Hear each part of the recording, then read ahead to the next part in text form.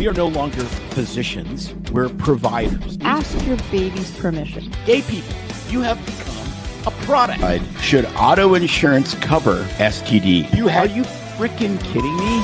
So you demean us. You don't get a parade for a sexual preference. To not hurt the feelings of somebody with a fraction of my training. That a beaver's ass presented this to the world. It's a natural flavor. But you are literally an ice cube in a martini shaker. I think that's a life goal, is to be an ice cube in a martini shaker. I'm an ice cube in Florida. That's what. Well, if you dressed appropriately, I have my last Trump inauguration from 4 years ago. That's scarf. And your nice beanie from what? I don't know. I got this. The same thing. I know. He's dressed in his winter attire. It's cold down here. I am an ice cube in Florida. Anyway, we can't complain given the state of everything else going on. The rest of the North American continent was freezing. Well, other than Southern California, which is burning. Yeah, it's very hot there. Which is sad, to say the least. Incredibly And we sad. recorded an interview podcast yesterday with an upcoming guest for the show who literally had flames through her window. I was like, are you sure you... No, she could see flames out of her window. They weren't coming in through the window. It wasn't like she was roasting a hot dog out the window of her house. Correct. She could see flames out of Yes. her window. They weren't coming through the window. Anyway, well, we're happy to have you all back in the new year here. Yeah, this is apparently, if you're completely clueless, this is Doctales with Cocktails. Although it's pretty early in the day, so we are cocktail free right now because we're saving up.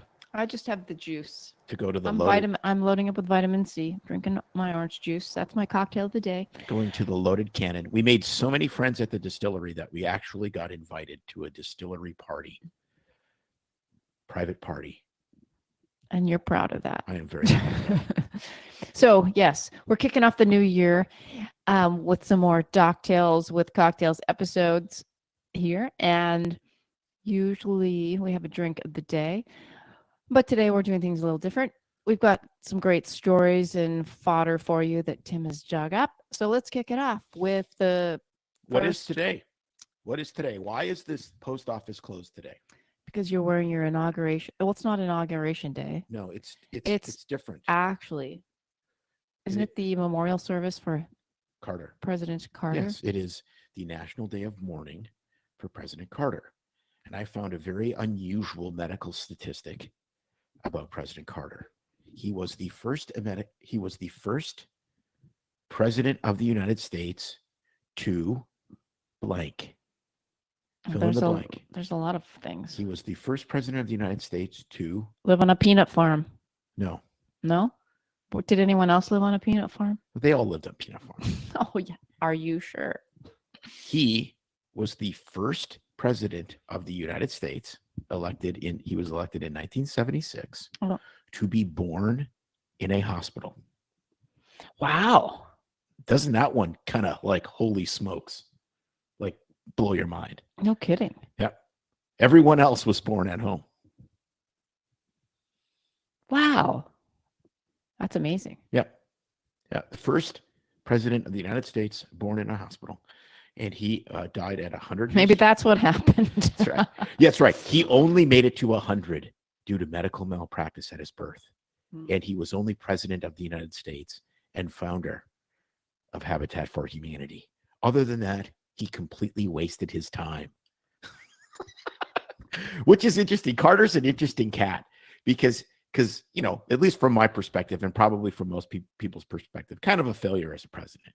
Worked super hard. They talked about how many hours he spent compared to how many hours Reagan spent.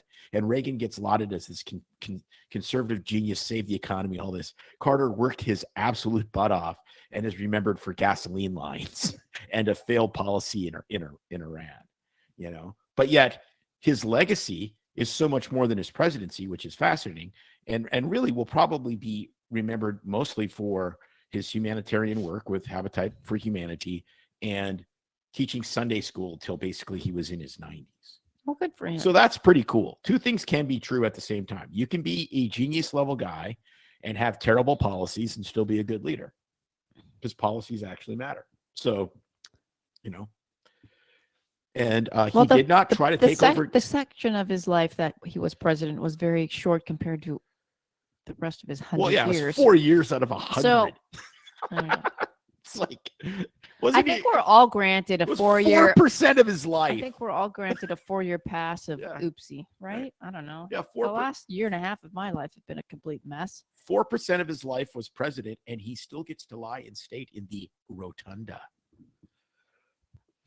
I wonder if Taft got to do that. I wonder if they said to Taft, because he was the fattest president, if they said he is too rotunda to lay in state in the rotunda. There's not enough room. The rotundity is ridiculous. Ridiculous. Maybe that's where the word came from. Rotundity. No, it means round. Okay. So here, what's the first story? I think I'll start with this one. This one's we started with Carter. This one's kind of actually pretty straightforward, which is, you cannot believe it. Illiterate graduate sues school board, highlights national problem. So let me just consult the story. A few weeks before high school graduation, Alicia Ortiz had some terse words for Hartford Board of Education members at their meeting in Hartford, Connecticut.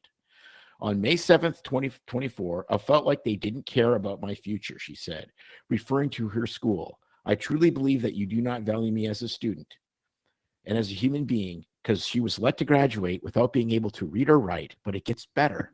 She was actually accepted into the University of Connecticut. Oh my gosh.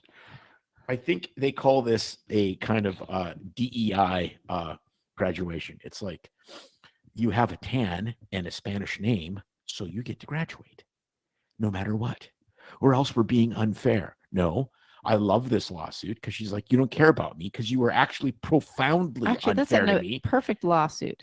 You were profoundly unfair to me because you didn't give two craps on whether I could actually do basic things to make me an educated 18-year-old. So I love this suit. You go, Alyssa. Sue, to quote the great Tim Dillon, the national treasure, when he does his advertisements for Morgan & Morgan, sue them till they die. Like, that's a great suit. And then I don't understand, how do you get into, well, okay, I just answered my own question. I was going to say, I don't understand, how do you get into a university if you're not able to even have the basics of reading and writing? But I guess if high school deems you eligible to graduate, they assume that it's all legit on her transcript, also, right? Right, but this sheds light onto the other thing, which is they're trying to get rid of the SAT, right? Because the SAT isn't fair. Okay, well then, if it's not fair because certain people have different upbringings, then make it fair. You should be able to make it fair, assuming everyone has a similar education. Shouldn't education be? I thought it was standardized so that it's fair. Like 1 + 1 is always 2. Well, but that's exactly the point. They don't want to do that because, of course, math is racist. So you have to. This illuminates why you have to have the SAT, because you can graduate from these different high schools all over the country and apply to universities on the other side of the country, and they have no idea if you have been educated to a level of competency. I was going to say the R word, but I didn't. You see, because I'm not drinking. Oh, because you don't want that. Oh, you're trying not to offend people anymore? No. Trying to get canceled off your own show? Don't, woman. Do not be crazy. Yeah. Well, the school systems all across the country are horrible. I mean, it's not just one state. So I was thinking of a situation, and even in our own family, where a poor kid feels like they don't have an adequate enough education in one subject area when they go to college, and you're like struggling. I mean, I had that same experience when I was trying to do physics from high school, and I even took physics throughout high school, and I felt like a dummy. And then, even with our child, it didn't have access to it yet, was like valedictorian. And here, this poor girl, though, basically can't even read and write. I mean, that's a whole other level. Yes. I felt stupid in my first year of university for two reasons. Or actually, one reason, because during high school, I was lazy. And I, unlike our son, was not the valedictorian. I was the dictorian. Just the dictorian. And what's changed? No Val there. Just all Dick. Oh, Yes. oh my gosh. Ah, And here we are today. How you made it into med school. You got to write I don't know. That could be a tale unto itself. how did I get into medical Well, school? let's not talk about that I just learned now. to study. It wasn't hard. I just learned to study, and I worked really hard, and then I got into medical school. I mean, it's not. It's like, how did you lose weight? I don't know. I ate less food and did more moving. It's actually not that complicated. It's just very difficult to implement, right? Okay, Mega Trump. That's what I'm going to call you with your Megadeth shirt and your Trump scarf. That scarf, it's the greatest scarf I've ever seen. I'm sorry that it was made in China, but we couldn't find a textile manufacturer. What else have you got for us? Okay, this one actually scares me just a little bit because in the proper circumstances, I potentially could see this happening to me. Florida woman sentenced to life in prison for zipping her boyfriend in a suitcase for hours until he died. How? And why? Happen? Well, the How and why? The why is easy. The how is the part that's crazy. So if you read the story, And what kind of suitcase? Well, here you go. The jury only deliberated for 90 minutes on October 25th before convicting the woman named something or other Boone to second-degree murder of Jorge Torres after a 10-day trial. She insisted that she was a victim of domestic violence at the hands of Torres and had rejected a plea deal for a 15-year sentence and said she got life. So apparently what happened is they got tipsy. They had been drinking and decided to go to sleep, figuring that Torres could get out of the suitcase on his own. So they were playing hide and seek, and this guy hides in the suitcase, and she finds him and zips it shut, and then proceeds to mock the shit out of him about how he's just this terrible person and a bad boyfriend and whatever. Dead in the freaking suitcase. Oh my I mean, it could have been better. She could have gone to the airport. It's like, do you have anything to check? Yes. I do. A one-way ticket Is it to over 50? Tijuana, and I'm not getting on the plane. Yeah. Is it over 50 pounds? That depends. Is 200 pounds over 50 pounds? But I'll gladly pay for the extra baggage. Don't worry. You can throw that bag as far as you want. Nothing more can possibly happen to its contents. So she used the abuse card that what they had been drinking heavily and playing hide and seek. Yeah. In 2020 in their Winter Park, Florida home, where they thought it would be amusing for the 103-pound Torres to climb into the suitcase. So what was the domestic 103 abuse? pounds. She was dating a midget. Or else somebody on chemo or something. That's very small, lightweight When man. she Holy woke up, cow, I'm not even close to that. When she woke up the next morning, she didn't find Torres, but then remembered that he was in the suitcase. I guess heavily on the drinking was the part that should have been emphasized. What was the She part? unzipped the suitcase and found him unresponsive, the arrest report said. She Right. was charged with second-degree murder after investigations found videos on her cell phone in which Torres is heard yelling from inside the suitcase that he couldn't breathe and repeatedly calling for Boone's name, according to the arrest report. She decided to keep Torres in the suitcase when he said he could not breathe to terrorize him. Then she struck him with a baseball bat. Oh gosh. Okay. So who knows what happened then? But then she testified that the past violent behavior incidents between her, blah, blah. So she's trying to get even, et cetera, et cetera. I mean, how much violence can a 103-pounder do? So the question is, who is actually the one committing the domestic violence all along? Probably. I mean, 103 pounds is a tiny male. Yeah. Like, tiny. I think maybe she was abusing him all along. I think I've pooped that Oh before. 103 pounds. At least it's felt like that.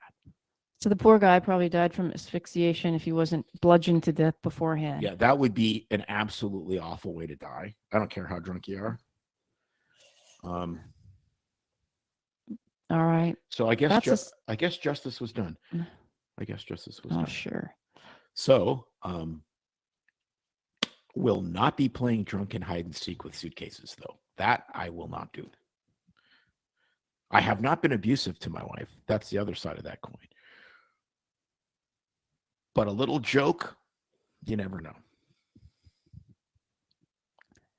Right?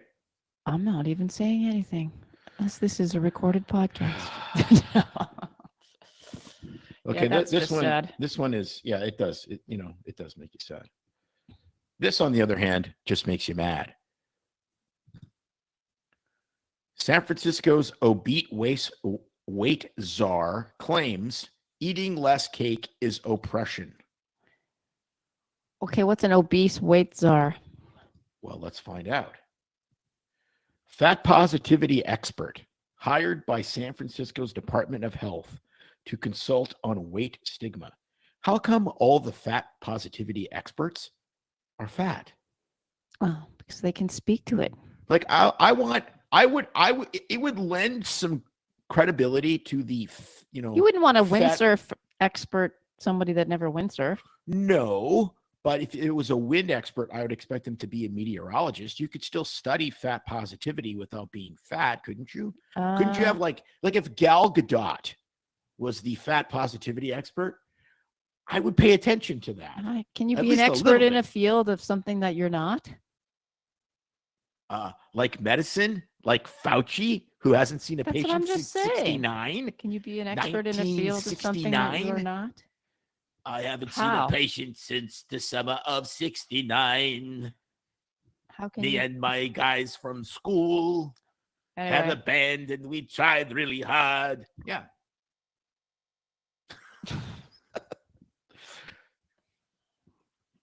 $19.69. so let's carry on. Okay. The San Francisco Department of Public Health has hired a self-described anti-weight-based discrimination expert to consult on weight stigma and weight neutrality. Virgie Tovar, the author of You Have the Right to Remain Fat, and other published works on fat positivity and body acceptance, announced on her Instagram Monday that she was hired to consult to the department, calling the collaboration an absolute dream come true. I'm unbelievably proud to serve the city I've called home for almost 20 years. This consultancy is an absolute dream come true, and it's my biggest hope and belief that weight neutrality will be the future of public health. That, and I got unlimited free Twinkies. No, I added that part. Tovar's website lists her as a plus-sized Latina author, lecturer, and leading expert on weight-based discrimination and body positivity, as well as an expert in CPAP and insulin. No, I added that too. Doesn't mean it's not true. She's a contributor to Forbes, where she covers stories on plus-sized market. Her most recent articles includes features about hosting a size-inclusive Thanksgiving and alleged fat phobia in current TV. No, fat phobia is called trying to be healthy. You should be scared of that. You should be scared of that. Well, I don't know. It is unbelievable. So I really believe this was about I really believe my doctor was right. And so I was using the language of getting better, but I was actually deeply in the throes of anorexia. Okay, well, so you have an eating disorder either on one side or the other. Correct. I don't know. I don't have any other comments on this story. I think it's stupid. There you go. Next. Don't presume that food, weight, body size, or exercise are safe or comfortable topics to discuss at work for everyone. No, you know what? People just need to get over being offended. If you get offended, deal with it yourself. But this is objective reality. If you're morbidly obese like she is, that is an objective health problem. Okay? I get that it's hard to lose weight. I absolutely understand that. I get that some people don't want to do that, and that's perfectly acceptable if you don't. It is your choice. It is your body, your choice. But don't pretend it's healthy. Don't lie. Don't lie. Okay. It's like we had a surgeon who was a vascular surgeon, actually a thoracic surgeon. So what he did all day long, sometimes in 12-hour cases, was take out lung cancers and pieces of people's lungs. And he was so unbelievably addicted to cigarettes that he would have to scrub out in the middle of a case to smoke a cigarette and let the senior resident finish the case. He'd come back in, take a look around. Everything looks good. You're great. And he was a brilliant surgeon. And you know what he said? At least I know how I'm going to die. Mm-hmm. True that. And you know what? Good for you. If you don't want to burden other people and you want to die suddenly of a heart attack or a lung cancer that, takes you out in 3 months, honestly, that's fine. But he actually understood the risks. He faced those risks every single day, taking out lung cancers, and he lived for actually a really long time, and he continued to smoke. And that's his choice. But he would never in a million years ever tell you smoking was healthy or do an advertisement for Marlboro Reds. He would tell you it's awful. Look at this. Look at what I'm taking out of this poor bastard. This pops up this all the is time. So incredibly dangerous and nauseating and stupid. And the fact is, San Francisco, where you're you go to Pier 29 or whatever it is, and you're knee deep in human crap, and they don't decide to hire an army of human crap removers and getting rid of the homeless problem. They hire somebody you know what, California, you deserve whatever you're getting because you voted for this insanity. You did. And when you move out of there and you come here or you go to Texas, leave your idiotic ideology in the flames and the ashes of what you voted for. Okay? Thank you. Wow. That was quite the segue into the fires. Yeah. The fires are awful. And I feel terrible. We started counting all the friends and acquaintances and podcast interviews with people we know in Southern California. And it's like, holy cow, we almost know more people in Southern California than we do in Oregon. That's because a lot of people live there. Man, it's just, and we've been communicating with them. And it's awful. This is not like our friends are, watching the news and it's 20 miles away from their house. For some of them, it is. For some of them, it is across the freaking street. Yeah. Well, it's terrible management. I mean, man, we lived through evacuating our house, and that's very frightening to have it that close. I tell you, for them to have it 3 times this year, it's just. Well, what do you think of I was away for the most ferocious hurricane. I was not in town. May was, but at least you get a chance to kind of prepare. You know what's coming. Fire is going to be so gone. random. And I don't know. I'd rather take wind than fire. That leaving our house for almost a week under fire evacuation was way worse. That was way worse than any other hurricane stuff. Storms are going to come. You build your house accordingly. You have storage facilities. You live in Florida. If you live in the southeast United States, you have to be willing to deal with storms. If you live in Kansas, you should probably have a basement storm shelter. Hurricane sounds scary, but exactly true. You know what's coming. You have time to prepare. You get this checklist of stuff you can do. You can evacuate, and then you're all ready, and you deal with the fallout. But man, fire, that's so different. It's also incredibly random. We went, honestly, probably within a mile of one of our friends' homes who was evacuated several years ago with Orange County fires. And we drove through one of the areas. These are multi-million-dollar homes, like perched on cliffs that you can see into these valleys. If you turn the other direction, you can literally watch the fireworks at Disneyland. These are spectacularly amazing properties. And there would be a $2 million house, and it would be perfect. And next to it would be a vacant lot where the same kind of house was burnt to the ground. there's such a randomness to this, where it's like tornadoes too, right? Where they Yes. skip and jump. But fire, it's like you can't outrun it. no. So sincerely, our prayers and our concern are with the people of Southern California. As much as we mock California, we love a lot of the people there. Even though some of your neighbors are dipshits and voted for Newsom, we still forgive and love you. And it is.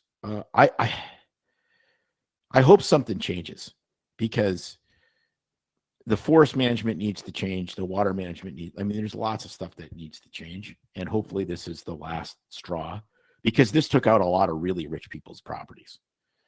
And but it did again when it was Northern California.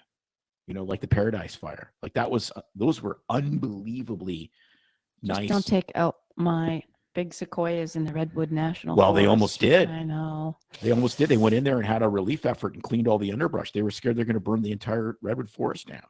Exactly. These trees are like 800 years old. Take care of it. All righty. Well, what else, dear? Okay, so if you haven't done this, you need to do this. You need to go onto Angel Studios and join their guild. They don't call you a subscriber, you're a guild member. Angel Studios makes these amazing faith-based movies. They just made the Bonhoeffer movie. I joined up. You get to, as a member, you get to vote on what they make next, which is really cool. So you're actually kind of a member. And if I'm going to send my money to a subscription, it's kind of fun to send it to something that makes great entertainment, as opposed to your by HBO people, subscription. Yeah, by people that don't hate you, right? I mean, that don't hate your values. So we watched the movie Bonhoeffer, and I have read Eric Metaxas' book probably 10 or 12 years ago when it came out. It is a tome. It's, I think, 250 or 300,000 words. Amazing story about an amazing man. The movie was exceptionally well done. To stream it, you need to be a member of Angel Studios, but again, your money's going to a good cause. And they somehow managed to weasel in Dietrich Bonhoeffer's most famous quote, which we are going to review, and then we're going to move on to the meme of the week. Silence in the face of evil is itself evil. God will not hold us guiltless. Not to speak is to speak. Not to act is to act. That gives me chills every single time. It harkens to the book of Revelation, where it talks about cowardice is the same as being essentially a necromancer, like being a witch or a warlock dedicated to evil. Well, That's a lot of the people don't same. even see it as cowardice. They just think they're going to be silent and let somebody else speak up or do something. They don't want to be the person to step forward. And so I think a lot of people don't even see themselves as being cowards. They're just like, oh, I just don't want to be the one. Someone else can do it better than me, or I don't have the time, or I don't have the skill set, or pick the thing. Right. Okay, yeah, but you don't have to start a podcast. You don't have to scream at people on Facebook. What you have to do is, when you're in a group of people and somebody brings up something that's obviously insane that you disagree with, you just stick up for yourself. You stick up for your beliefs, and you do it nicely. You need to be kind. But how many of us just shut our mouths when somebody, like for instance, you get into these, we go to the club and, we have trivia night or whatever, and somebody spouts off about some completely insane thing, and you just eat your tongue because you don't want to be that guy. Well, I'm saying, and Dietrich's saying, be that guy. Like, if enough people, there's difference between evil and then there's just confrontation because of disagreement on things. Okay, but when does it become? That quote is based on blatant evil happening. You see the streets like New York City where people are getting attacked and mugged and no one steps in to help. I don't know. No, that's not it. It's more than that. It's more than Kitty Genovese when you hear her screaming outside of her apartment and everyone looks out the window and no one even calls the cops. It's more than that. It's way more than that. It's because what's the definition of evil? Well, like, that's if the it's point. true, But that's the point. Like, you don't have to fight every single battle. I get that. I understand that, and it's dumb and it's inefficient to do that. But like, go back to Bonhoeffer's era. If every single person in every single church would have said, when the SS showed up at their church, they said, "You're not welcome here. Get the hell out." right? And Hitler only won like 30% of the total ballot, but it was all split up because of the parliamentary, government that he managed to get into power. Well, once he got into power, he just killed all of his enemies. And then he started all this anti-Jewish stuff. I mean, why is Corrie ten Boom, a Dutch Reform Christian in Amsterdam or wherever she lived in the Netherlands, why is she a hero? Why is her family a hero? Because they actually had the balls to hide Jews in their attic. Okay, I mean, that there should be thousands of families that were willing to do that. That's what Bonhoeffer's saying. And so what were you saying about if you go to the club? So if you go to the club, so let's go back to this. You go to the club, okay? And the club is now 1936. Mm-hmm. No, it's earlier. It's 1934. And you're playing cards happily, and you're a couple drinks into the evening, and one of your, quote, friends or neighbors says, it really is the Jews. I'm glad that Hitler's changing the laws because it's about time that we put them in their place. And you just eat your tongue because you don't want to be that guy. Instead of saying, well, you know what? I understand that you're frustrated and that the economy's terrible and that, we lost World War I. And I mean, I get the sentiment, but I don't think it's a race of people or a religion that's the problem. So put in what? That's what I'm saying. You're correlating it now with the people that were jabbed versus unjabbed. Well, whether it's jabbed versus unjabbed, Mm-hmm. whether it's questioning things in healthcare that we don't want to question because we get canceled. Whether it's, I mean, you name it. You name it. It's you have a strong Christian religious belief and somebody is mocking Jesus and you're just kind of like, I don't want to be that guy. I don't want to be again, there's the line between you're offended because you're offended and it's your own ego, and somebody is actually offensive because they're speaking something that's entirely untrue. And there's ways to say that are kind. Instead and I'm of just shouting out, you're just like the Nazis. Right. No, but that's the point. Like, Right. If it's not done in kindness, then you can be just as evil as the other person. But how different would the Jewish ghettos have been if they all had AR-15s? Right? How different would the Jewish ghettos have been if all of the good Germans would have actually said, you know what? Yeah. Taking That would've done a whole lot the more, right? Brownstein's jewelry store and breaking their windows and writing Jew all over the door is probably a bad idea. I hate these guys. I'm going to join the other side. And that's, Well, you know how the saying goes, wasn't it the same guy from the movie? Not the same guy, not Bonhoeffer, but the other priest that said Neubauer. when they came Not for Niemöller. the Jews. I didn't say anything because I wasn't a Jew. When No, they came for the first they came for the socialists, right. but I wasn't a socialist. So I didn't say anything. Then they came to the trade unionists, and I wasn't a trade unionist. Nobody cares unless it's involving them. Then they came for the Jews, and I didn't say anything because I wasn't a Jew. Mm-hmm. Will there be anyone that stands for me when they come for me? Right. And the answer is no, Walter, there won't be. Right. I mean, that's the point of when they stuck that into his sermon, is no, there won't be. Because by then, everyone is either an actual Nazi or a complicit Nazi. They're one or the other. They are one or the other. And that is, I'm not saying any of this is easy, but courage, there's two things I know about courage after the last 4 years. Number one, it is not an option.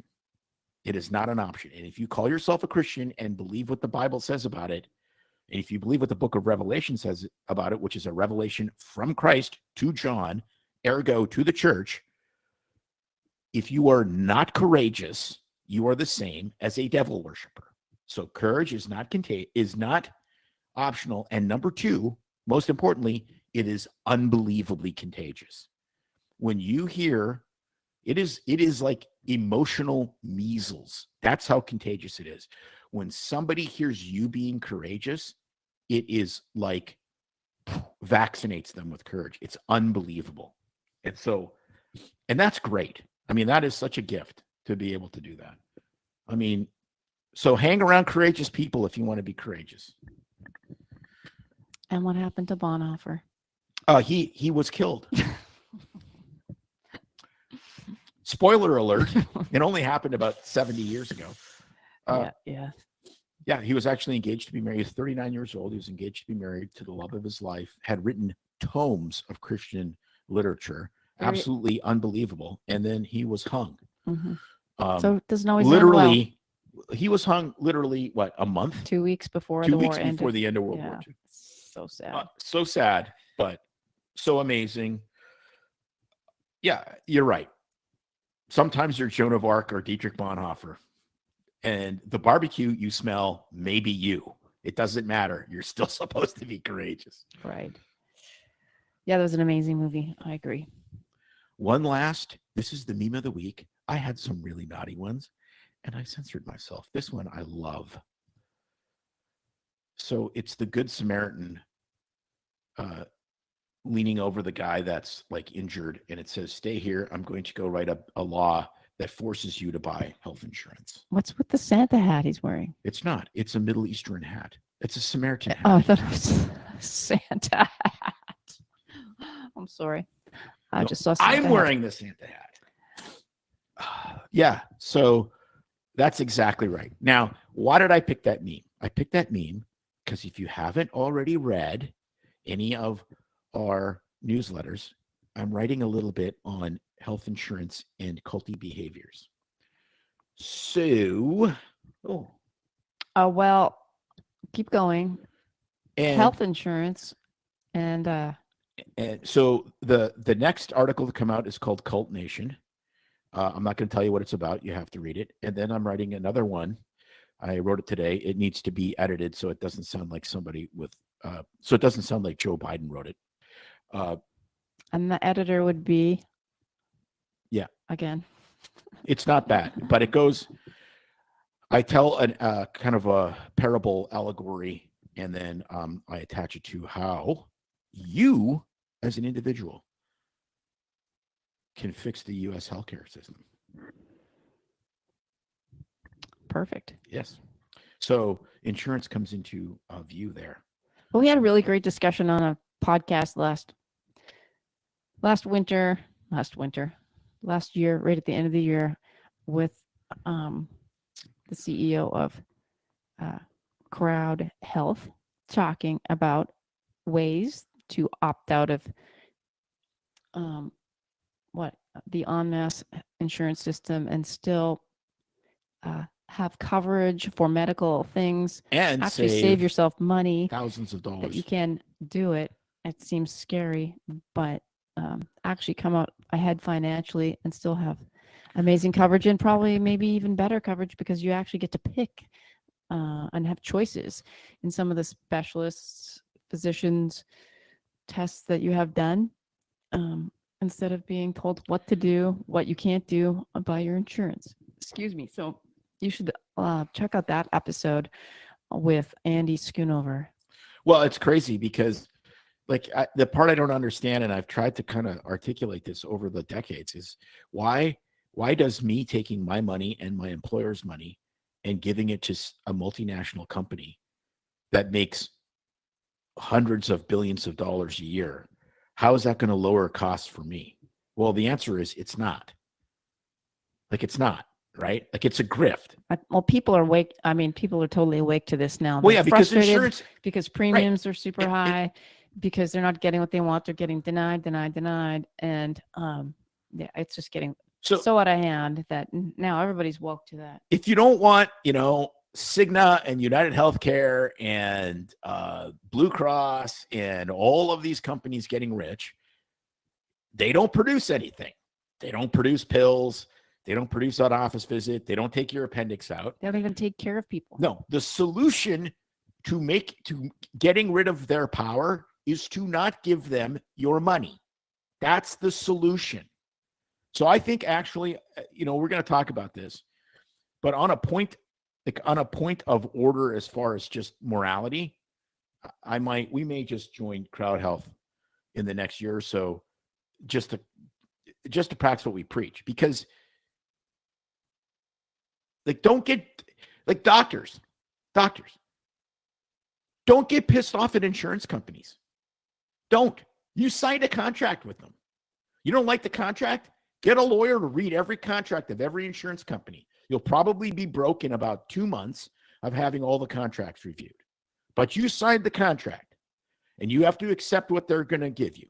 Same with patients. You're roped into this. I know you think that there's no other option, but there is. Okay? So physicians get online. I see these people, some of them with tens of thousands of followers. Oh, the insurance company doesn't want to pay it. And they're crying and bitching about the insurance company. Shut up. You signed a contract with the freaking devil. Yep. You sold your financial soul to the devil. So don't be surprised if you smell sulfur once in a while. Okay? We as physicians, this pisses me off so bad. We gave away the business of medicine. We gave the money side away to hospital managers and insurance companies. And then we have such tiny dicks that we bitch when we gave business to business people and then get upset when business people only care about money. Well, you know what? When you go to business school, know what they teach you? Only care about money. That's why it's called business school and not medical school. So the solution is to take the financial part back as physicians through direct primary care, through opting out of health insurance, through taking only cash. That's the solution. And a health insurance company has no medical license. It can't write a prescription. It can't do a surgery. But we gave all of that power. We did. And our 10 plus years of training to assholes that hate us. And then we get upset when they don't share our values. Yep. Totally true. Come on. Come on. You think lawyers do that? Are you kidding me? No, lawyers don't get treated like pieces of dog crap because they write the laws and practice the law. It's perfect.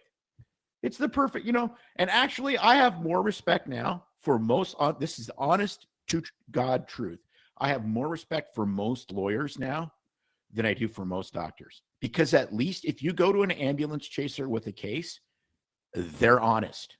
We'll try to get you the most money because that makes us the most money. It will cost you a third. Get in line. Ting. Right? That's and what they're they do. super competitive Yes. and they're super nice to you because it's a business. And when we've had our wonderful employment attorney, fantastic, didn't overcharge us, did a great job, amazing, because I pay him, so he only serves me. Because the problem is now the obviously person what you that won't get pays into the bill is who you work for. yes, and now medicine is a business mixed with healthcare. Yeah, where but you've the got problem pharma is medicine. hospitals No, wanting medicine has always been a business. Mm-hmm. It's always been a business. This idea that it's not a business is insane. No one would be a doctor if they didn't get paid for it. Okay, so it's a business. It's always been a business. I don't care if you're trading chickens or eggs for the service. It's always been a business. That's not the problem. The problem is we gave the business side of healthcare as physicians to greedy bastards, and then we get mad at the greedy bastards when they act like greedy bastards. No, you shouldn't be surprised. You should be surprised that it didn't happen sooner. This is the frog and the scorpion, the Aesop fable, where the frog can swim across the stream, but the scorpion can't. And the scorpion says, Well, I'll just jump on your back. I promise I won't sting. It's fine. And then they get 2/3 of the way across, and he stings the frog, and they both die. And as the frog is dying, he screams out to the scorpion, and he says, "Why did you sting me?" And the scorpion says, "Because I'm a scorpion. All I do is sting." So don't get pissed off at insurance companies when you're a doctor. Look in the mirror and get pissed off at yourself and figure out how you can take your freaking power back because you gave it away. Well, instead of mic drop. Man, I'm hot. It's look at that Hat- hair. I just- Oh my gosh, I that just is did a some- hat drop. that is All right, Archie Bunker. Well said. the best. I think the best Archie Bunker though is the one where he's interviewed as the man on the street, and they bring him into the studio, and he's like, "Yeah, I'm gonna solve all the the hijackings and the skyjackings. When you get on a plane, we just arm all the passengers. You get a gun when you get on the plane, and then you leave the gun and you get off the plane." I It's love it. just brilliant. Brilliant. That was a great show. All right, well, let's wrap this up. No, really good points. And very well said. Love your little rant. Everyone's going to love it. Tune into the episode on crowd health. And Yes, support crowd health. I mean, I'm telling you, I think if we there's this had more, code BS free. Yep, if you BS type free. that in, you actually get 3 months at a reduced rate. Website is joincrowdhealth.com. Cannot say enough good things about what we have so far heard and read about crowd health. And Andy Schoonover, the CEO, seemed like a tremendous guy. We had a great conversation with him, very above board, started this out of his own personal frustration, which is, I mean, you want to talk about solving a problem. You save people literally. He said his family has saved $10,000 a year. And I believe it I know that because I did the between math, what and I think we would. we have health insurance. We have health insurance. Part of it's covered by my employer. Plus, we put in a pretty hefty amount into our medical savings account. So our healthcare costs, regardless, are like 20 grand a year. 20 grand a year. So you have to make $200,000 a year for that to be a tithe to the health insurance industry. I'm sorry. That's insane. Feels like a tie. I think I'll just do my own bypass for that rate. Yeah, right. All righty. Great to have everybody here. Until then, we'll see you all next time. Please send us your comments and thoughts, feedback, however you want to do it, online, through the email, on the website. And please check out the podcast on all your favorite podcast platforms. Until next time.